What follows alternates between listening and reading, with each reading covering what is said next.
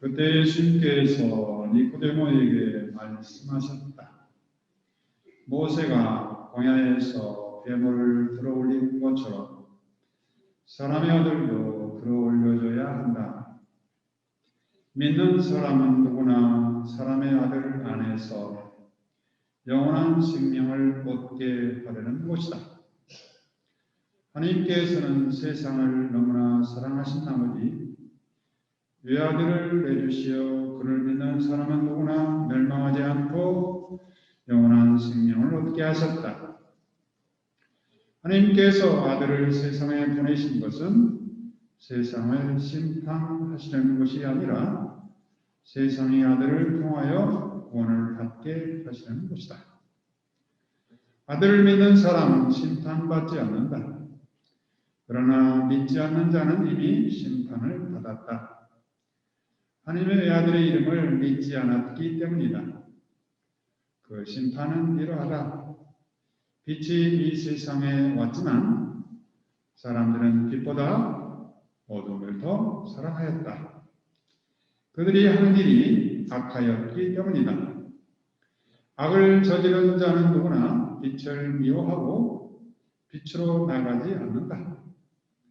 자기가 한 일이 드러나지 않게 하려는 것이다. 그러나 진리를 실천하는 이는 빛으로 나아간다. 자기가 한 일이 하느님 안에서 이루어졌음을 드러내는 것이다. 주님의 말씀입니다.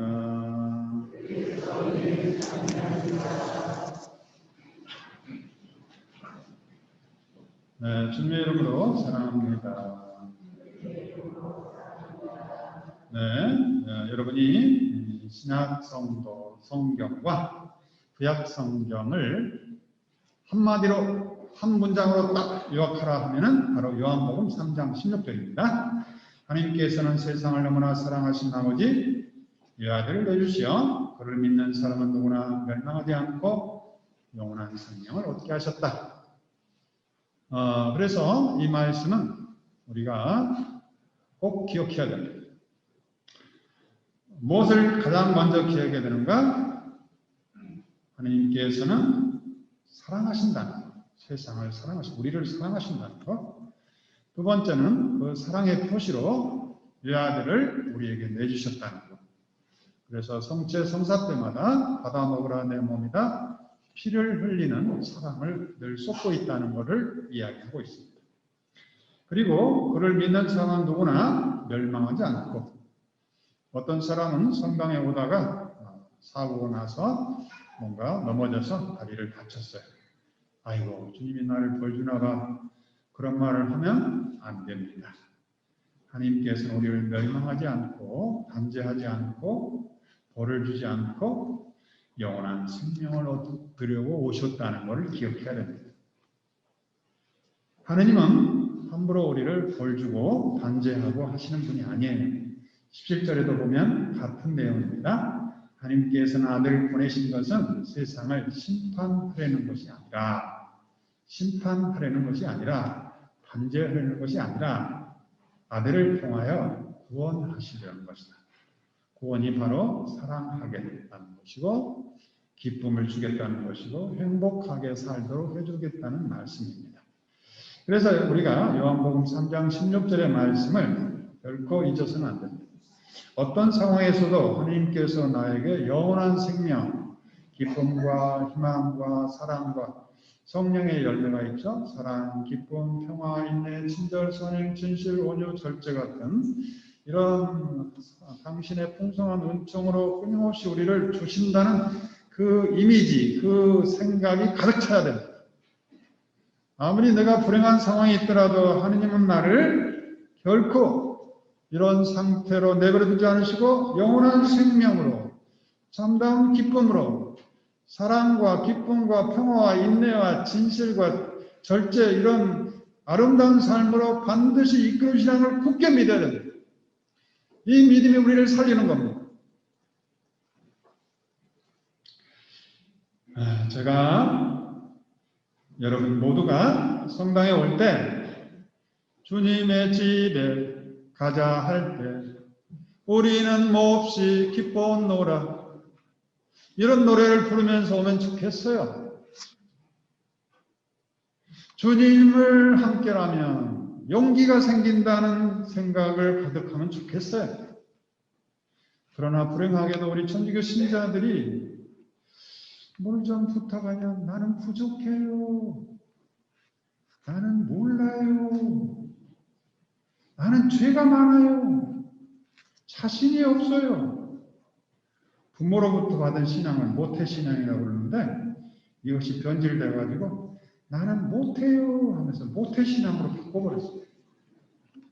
집단 체면이 걸렸어요. 천주교 신자들은 성당만 움츠러들어가지고 무엇이 우리를 이렇게 움츠러들고 못하게 하고 부족하고 늘 이런 것을 마치 내 노래처럼 부르게 만들었을까? 하느님은 우리를 사랑한다고 하는데 마치 단죄받은 사람처럼 왜 살아갈까? 이 누군가가 체면을 걸어버렸어요. 천주교 신자들은 성당만 오면 움츠러들어야 된다는 체면을 누가 걸어버린 거예요. 누가 걸었을까? 이 체면을 풀어버리기 위해서 내가 이 자리에 섰습니다. 외쳐볼까요? 모태신앙아 물러거라. 주님 안에 무엇인지 할 수 있다. 내 믿음이 너를 살렸다 하시면서 주님께서는 우리에게 최소한의 것만 요구하고 있는 거예요. 개자심하는 믿음. 주님이 나를 사랑하신다. 주님이 내 안에 살아계시다. 주님이 나와 늘 함께 계신다는 거. 이 한마디 믿음만 가지고 있으면 주님께서 우리를 살린다는 거예요. 우리에게 무슨 대단한 걸 요구하나요? 근데 뭐가 부족해요, 부족하게. 내가 주님이 나를 영세를 주면서 나를 부족한 사람으로 영세 준 거예요?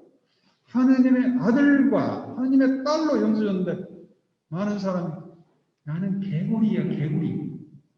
나는 거지야, 거지. 나는 가진 게 아무것도 없어. 줄 것도 없고 할 것도 없어.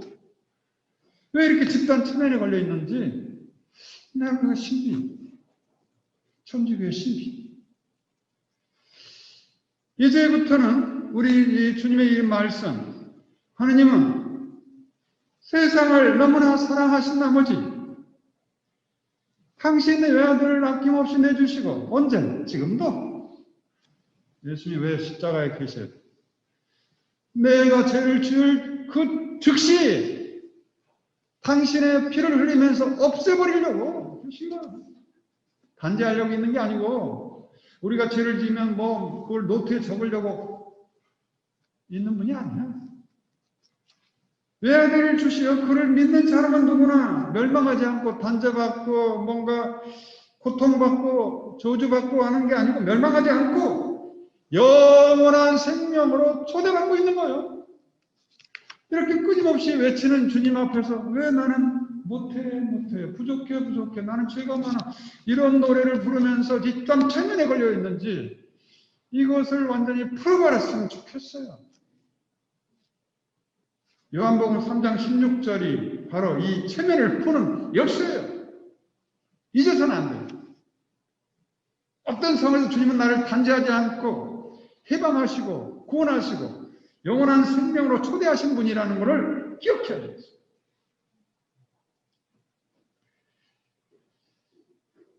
왜 우리가 모태신앙의 체면에 걸려 있을까?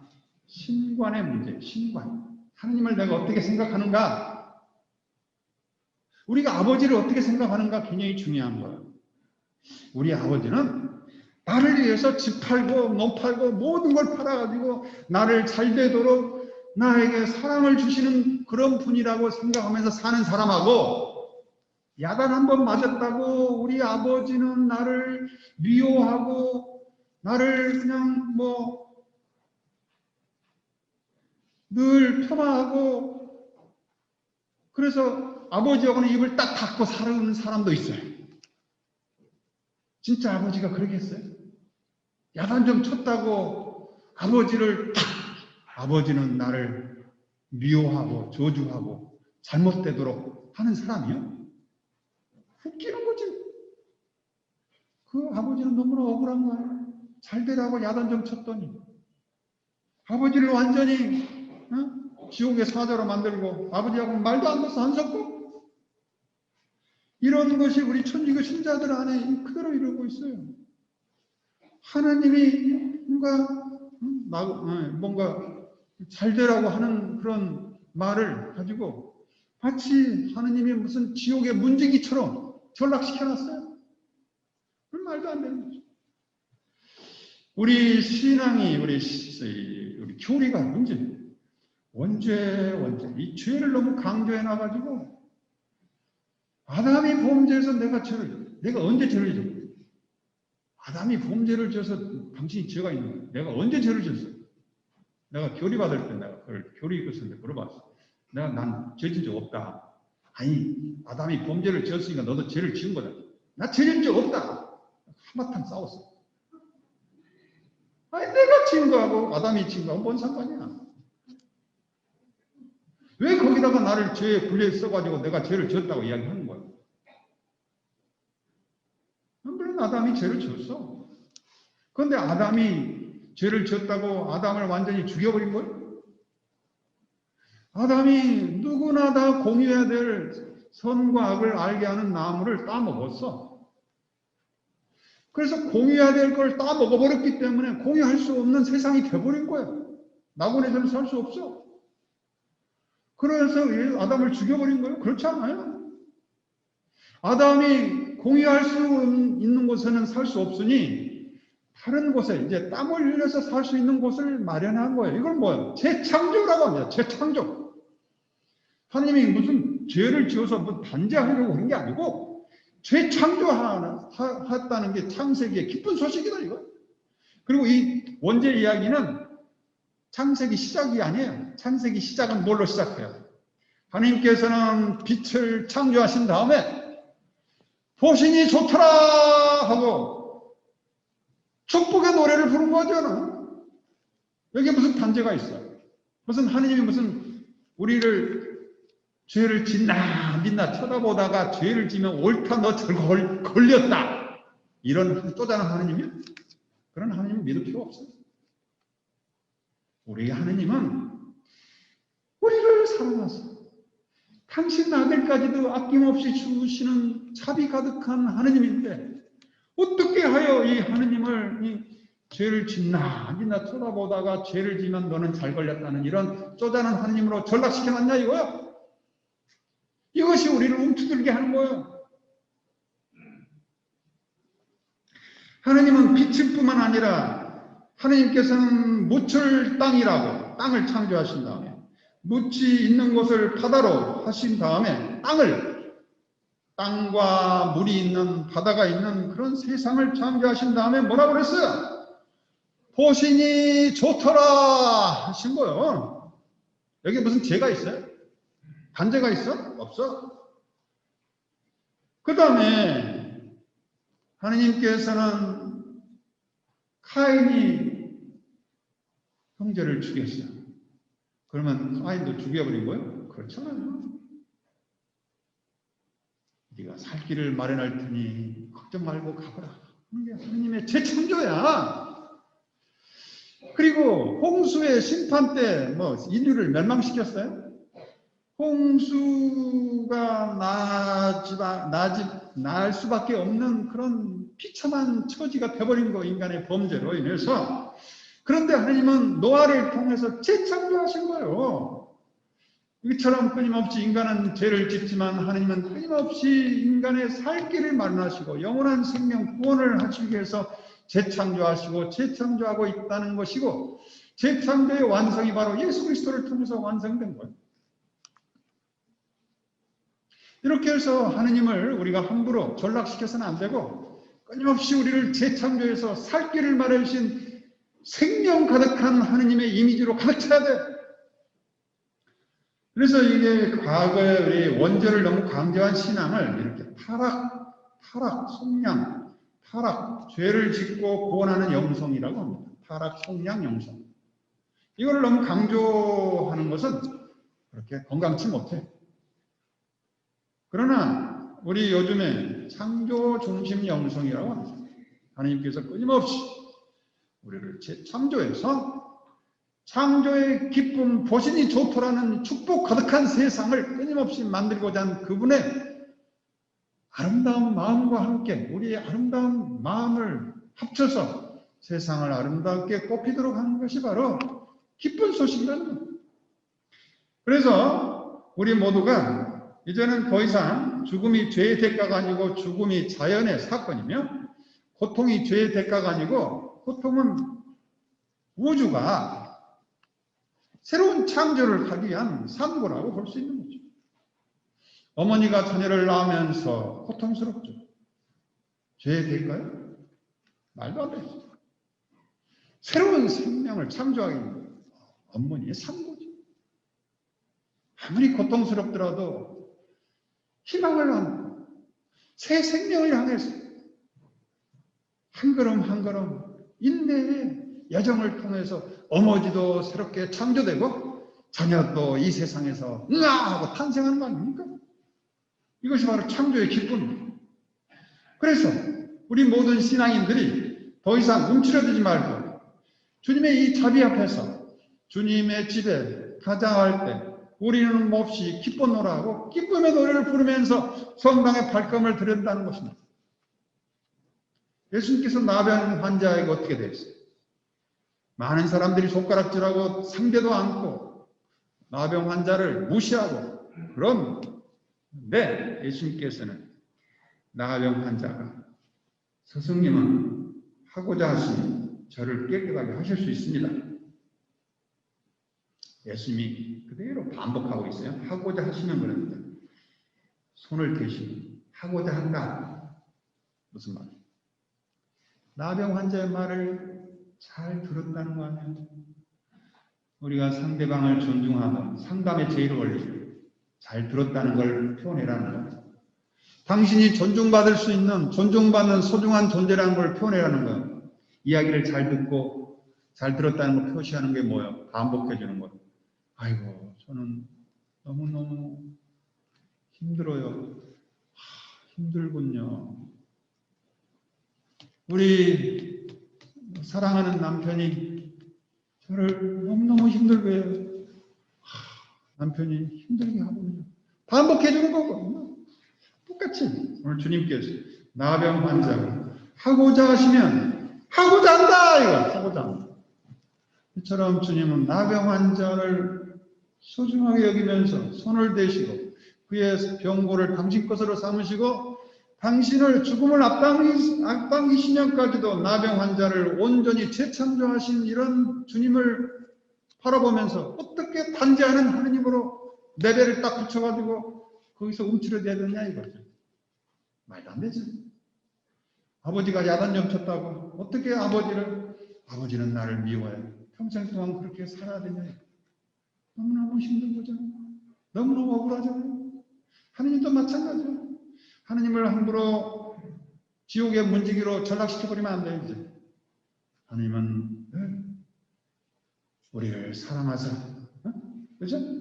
오늘 복음에 뭐예요? 하느님은 세상을 너무나 사랑하신 나머지 기억해야 돼. 끊임없이 나에게 전파해야 돼. 나에게 이야기해줘야 돼. 내 피 속에 하느님의 사랑이 막 용솟음 쳐야 돼. 하느님은 세상을 너무나 사랑하신 나머지 하느님의 사랑의 노래야. 나도 이 사랑의 노래를 부르면서 늘 새롭게 사랑으로 부활해야 돼. 이것이 기쁜 소식이다. 이거지. 하느님은 세상을 너무나 사랑하신 나머지 외아들을 내주셔. 아낌없이 아들까지 내주시면서 아들로 하여금 피 흘리는 사랑을 하도록 지금도 파견하고 계시다는 거예요. 이런 하느님을 내가 왜 반지하는 하느님, 무서운 하느님, 벌 주는 하느님으로 전락시키면 안 되는 거예요. 그를 믿는 사람은 누구나 멸망하지 않고 영원한 생명을 얻게 하셨다. 이처럼 구체적이면서 분명하게 주님은 반지하지 않고 생명을 재창조하시는 그런 분으로 당신을 드러내고 싶은 겁니다. 오늘 우리가 예수님께서 십자가상에서 그랬죠. 아버지, 저들을 용서하소서. 이런 하느님이 무슨 단죄? 저들이 하는 일을 모릅니다. 단죄하는 거예요. 이런 하느님을 하느님으로 모시라. 그래서 하느님 생각만 하면 내 마음이 왜 이렇게 기뻐지는가? 성모님처럼 내 영혼이 내 구세주 하나님을 생각하는 기쁨에 내 마음이 설레는 거야. 성당에 내가 단지받으러 왔어요? 그런 생각 나올 필요 없어요. 내가 주님으로부터 사랑받고 내 믿음이 너를 살렸다는 그 말씀을 통해서 다시 한번 용기를 갖고 주님 앞에만 서면 왜 이렇게 힘이 나는가 그래야지. 그 노래 있잖아요. 주님 앞에만 서면 왜 이렇게 작아지는가? 그러면 돼야 안 돼. 웃기는 말도 안 되는 거지. 이런 주님 앞에서 왜 이렇게 작아지기는? 왜 움츠러들어? 제가 이번에 우리 모든 교우분들을 제가 만나서 여러분의 사연을 좀 들으면서 주님께 기도도 하고 여러분의 사연을 들을 때 지금 사모견들 이야기 듣고 있는데 정말 감동적인 말씀도 많고 평범함 속에 얼마나 소중한 삶의 이야기가 있는가. 너무나 감사한 시간이죠. 제가 이야기 끝나고 이야기를 준비하고 이야기하면서 뭐를 느꼈습니까? 세 가지. 하나는 주님께서 나와 함께했다는 걸 새롭게 깨달았다. 두 번째, 감사할 일이 이렇게 많다는 걸 발견했다. 세 번째, 하느님이 이렇게 나를 사랑한다는 걸 알게 됐다. 그것만 되는 거 아니야? 저는 우리 이 세대가 바로 그런 세대 아니에요? 6.25를 거치고 보릿고기를 거치고 이 경제개발을 위해서 잘 살아보세요. 잘 살면 일만을 위해서 자녀가 잘 되기 위해서 모든 걸 헌신했던 그런 역사 아니에요? 이 한마디 한마디가 아름다운 역사들이지. 그런데 이거를 이야기하러 오면서 저를 만나기 위해서 벌벌 떨었다는 거예요. 내가 고슴도치야. 고슴도치. 내가 꼭 쏘나요?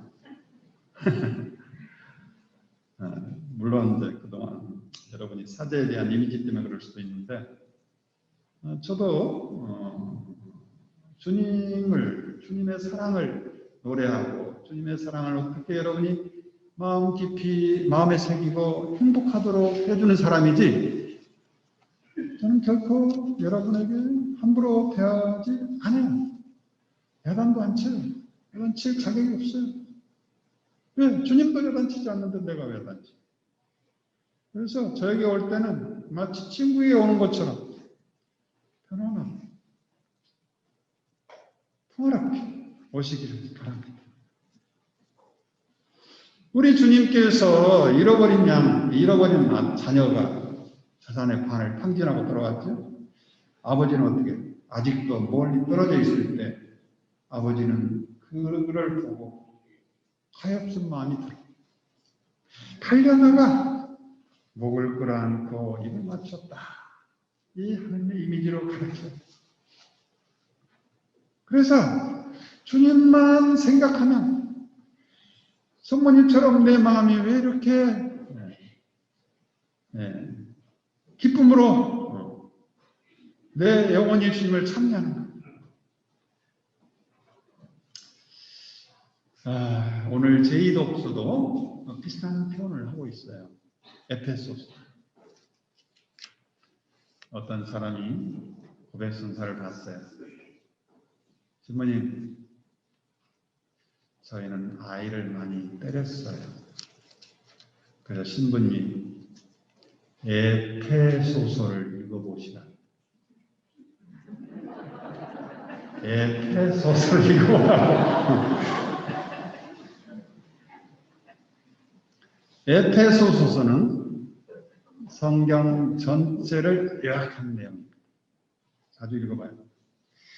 자비가 풍성하신 하나님께서는 우리를 사랑하신 그 큰 사랑으로 잘못을 저질러 죽었던 우리를 그리스도와 함께 살렸습니다. 살리는 건 단죄가 없어. 벌 주는 게 아니야. 하나님께서는 이렇게 그리스도 예수님 안에서 우리에게 베푸신 호의 사랑으로 당신의 은총이 얼마나 엄청나게 풍성한지 앞으로 올 모든 세대에게 알려주려고 하셨습니다. 주님을 생각할 때마다 여러분 마음 안에 기쁨과 사랑이 넘치고 평화가 넘치기를 바랍니다. 그리고 우리 주님께서는 엠마로 가는 제자들의 이야기를 통해서 나는 친구다. 그래서 저도 여러분에게 친구로 다가가기를 바랍니다. 그래서 저에게 올 때 기쁘게 다가오시고, 물론 저도 한계가 있으니까 뭐 불편할 수도 있지만 우리가 그런 걸 서로 이렇게 서로 참아주면서 우정을 맺어가는 거. 사목이란 예수님이 맺었던 이 우정의 관계를 확장시키는 거라고 볼 수 있습니다. 그래서 여러분과 나 사이에 뭐가 없다? 저바다가 없이 이렇게 편한 관계로 우리가 주님을 아는 기쁨으로 충만하기를 바랍니다.